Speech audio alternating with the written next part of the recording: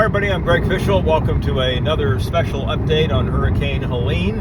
I have just passed the 200-mile mark, and by the way, the other one I finally got posted at the 300-mile mark. I just got that posted a few minutes ago, and you're probably thinking, man, he did 100 miles real fast. Well, it has to do with the fact that out here in the sticks, uploading a video can be a rather laborious process. So no, I did not go 100 miles in 10 minutes, but it's going to seem like that to you. But anyway, I am I think about 50 miles from Savannah. Haven't crossed the Georgia border yet, but getting close. And the latest advisory from the National Hurricane Center indicates that Helene is strengthening. It is down to about 974 millibars now for a central pressure.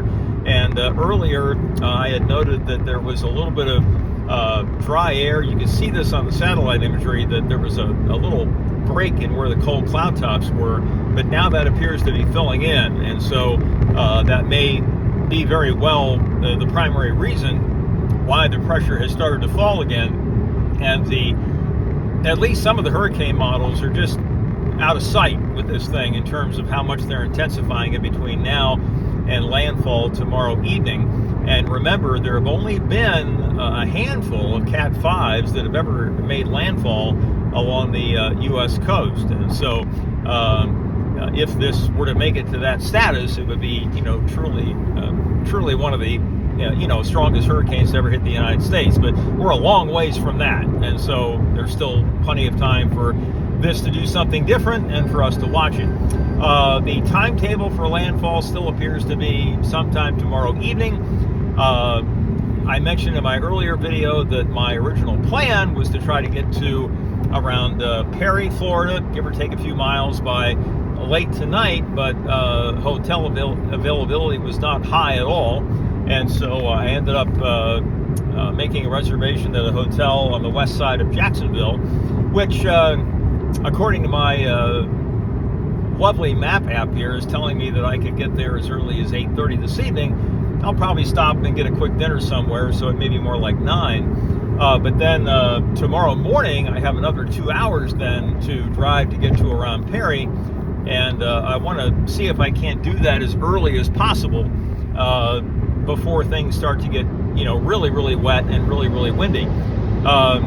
So if I can, get to sleep by 10 or 11 and be on the road by around 6, I think that would afford me the best opportunity of not having any problem. And then once I get to a certain spot, I'm just going to live with it, okay?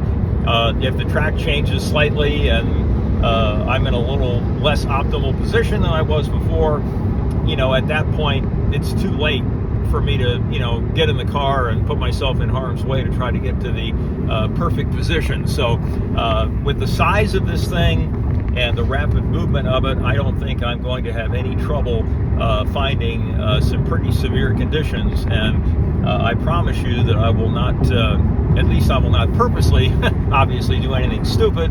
I think I'll just get to a relatively safe spot and just hunker down and watch it from there, and then head back to Jacksonville either very late Thursday evening or perhaps the wee hours of Friday morning, and then come on back north during the day on Friday. But and again, in terms of North Carolina's weather, I think the biggest impacts are going to be in our mountains.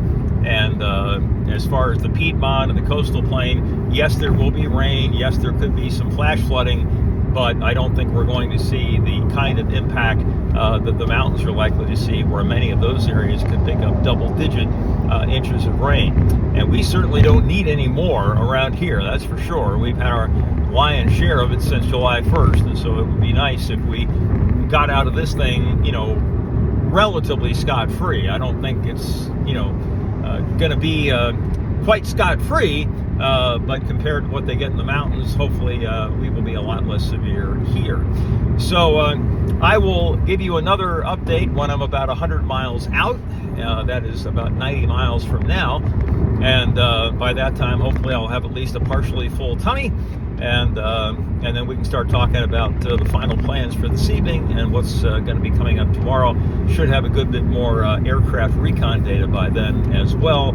and give us an idea as to whether or not this thing is beginning to take off or not.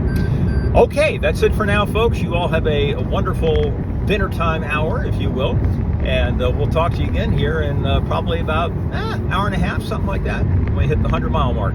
Take care. We'll talk to you soon. See you later.